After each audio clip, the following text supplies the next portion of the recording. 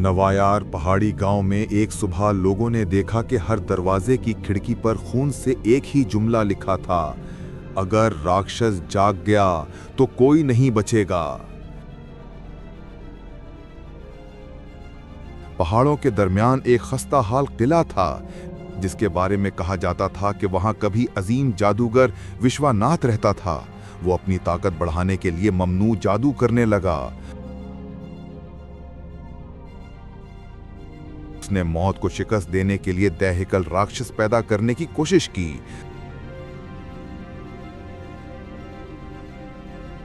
मगर वो राक्षस जादूगर पर ही भारी पड़ा। जिस्म आधा लोहे जैसा, आंखें लहू से भरी, आवाज बिजली की गरज। उसने विश्वनाथ को मारकर किले की जमीन फाड़ दी।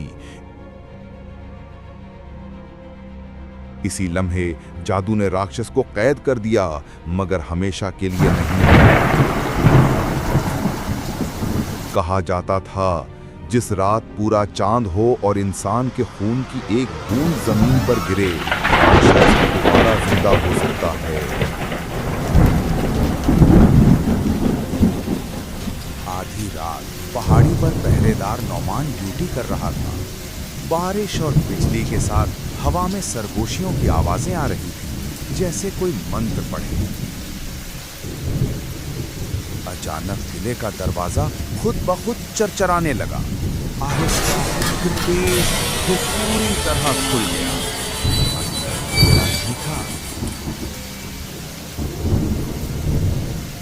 एक सयाह हाथ बाहर निकल रहा था।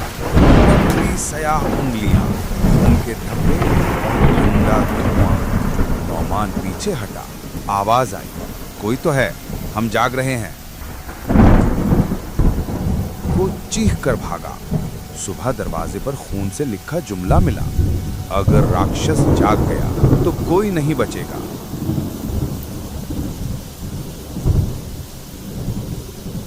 हसन अकेला किले की तरफ गया था।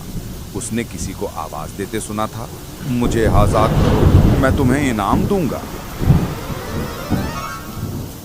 जैसे ही उसने जंग आलूद दरवाजे को छुआ, दरवाजे की धात ने उंगली काट ली। खून टपका और जमीन लरजने लगी। यही वो लम्हा था जब बंदिश टूटने लगी। गांव वाले खौफजदा हुए। उन्होंने आखिरी उम्मीद बाबा आरिफ बल्खी को पुकारा, जो नस्लों से शैतानी जादू खत्म करने वाला आलिम सहर था। लंबा सफेद अमामा, हाथ में सुर्ख रोशनी वाली जादुई छड़ी। उसने कहा, कैद पिघल रही है।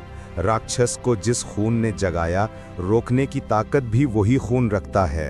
यानी राक्षस को सिर्फ हसन ही रोक सकता था। बाबा आरिफ हसन और गांव वालों को लेकर किले के अंदर दाखिल हुआ। बहुत अंधेरा, सिर्फ लालटेन की टूटी रोशनी। दीवारों पर अजीब निशान कुंदा थे। बाबा ने लालटेन करीब की। ये निशान नहीं, ये कैद हैं। हुस्न ने देखा, दीवारों में जिंदा चेहरे थे। किसी के होंठ सिले हुए, किसी की आंखें बंद थीं, मगर आंसू बह रहे थे। एक चेहरा जिंदा हुआ, जैसे कई साल बाद सांस ली हो। उसने सरगोशी की, वो आ रहा है, भाग जाओ। यकदम दीवार से एक हाथ निकलकर हसन का गला दबाने लगा। बाबा ने छड़ी से मंत्र पढ़ा, रूहे तारीक, जिसमें वैशी, कैद हो जा। एक तेज चमक हुई, हाथ वापस चला गया। किले के नीचे से गरज उठी, खून, मेरा खून। राक्षस जाग रहा था।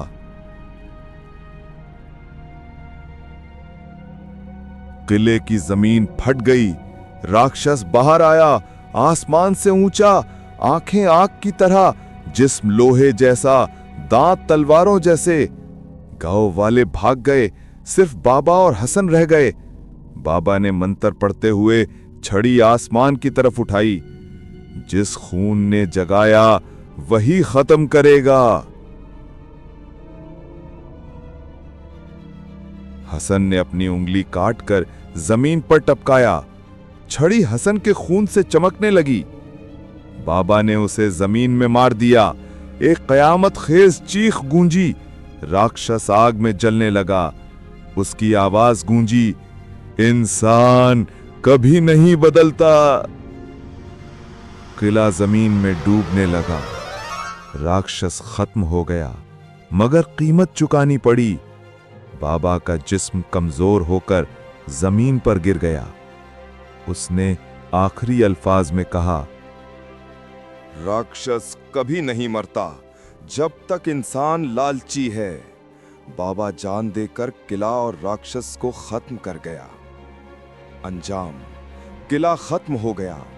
राक्षस की राख मिट्टी में मिल गई, मगर बाबा की सुर्ख छड़ी वहीं जमीन में जमी रह गई। लोग कहते हैं जो भी उसे छू ले वो अगला बड़ा जादूगर बन जाता है।